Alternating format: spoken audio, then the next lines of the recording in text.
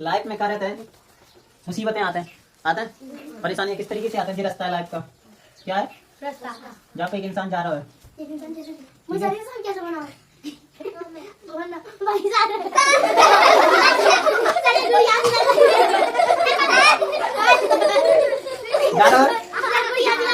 इंसान, जा रहा है। अब यहाँ क्या आता है, ये गड्ढा आता है।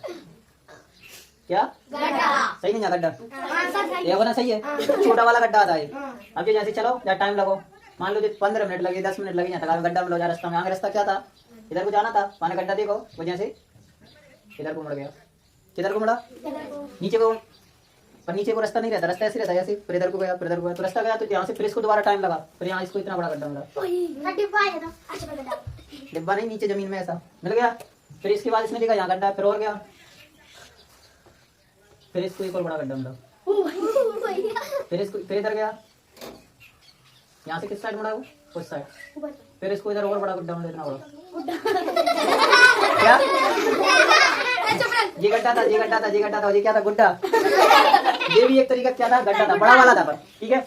अब उसने सोचा क्या करें, यहाँ से आते आते थक गया।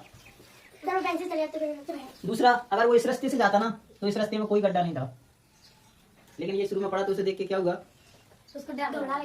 परेशान हो गया।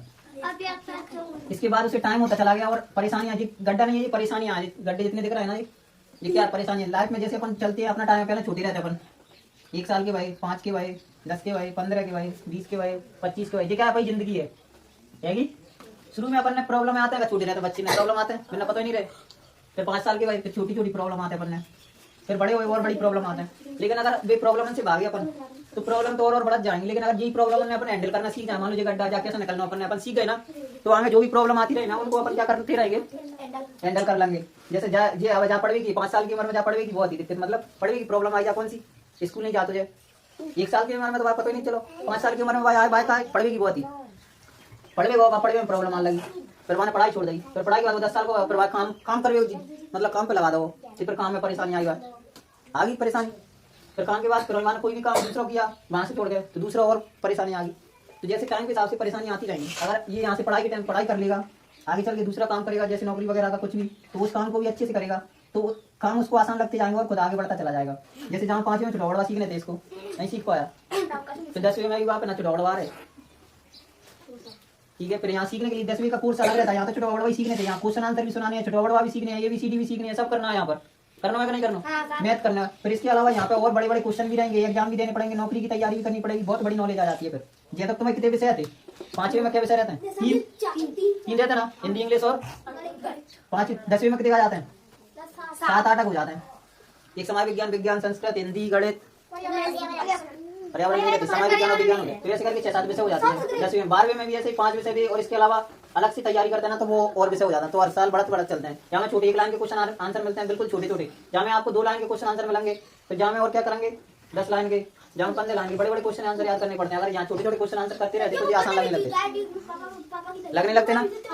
तो इस हिसाब से लाइफ में तुम जितनी प्रॉब्लम से भागेंगे, भी प्रॉब्लम और आगे आती रहेंगी, और करना तुम्हें पड़ेगा आगे चल के। मान लो तुम 5वीं में अच्छे से पढ़ाई नहीं कर रहे, तो 6वीं में करनी पड़ेगी। 6वीं में और बड़ी प्रॉब्लम आएंगी, क्योंकि क्वेश्चन आंसर भी याद करने पड़ेंगे। तो 7वीं में और बड़ी प्रॉब्लम आएंगी, मैथ सब तरीके से करने पड़ेंगे ऐसे। तो टाइम के हिसाब से जो करते रहना है वो करते चलो, ठीक है।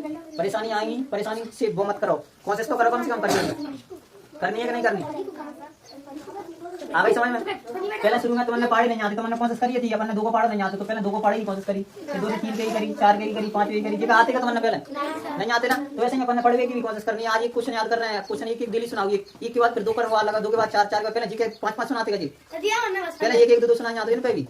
अब जी बताइए भाई मन से क्या सुनाया था, 3 4 5 पे आप याद करने हाल लगो ना याद करा। तो ऐसे ही मत सोचोगे अपन इकट्ठे 5 या 10 क्वेश्चन याद इकट्ठे कर लेंगे, नहीं कर पाएंगे।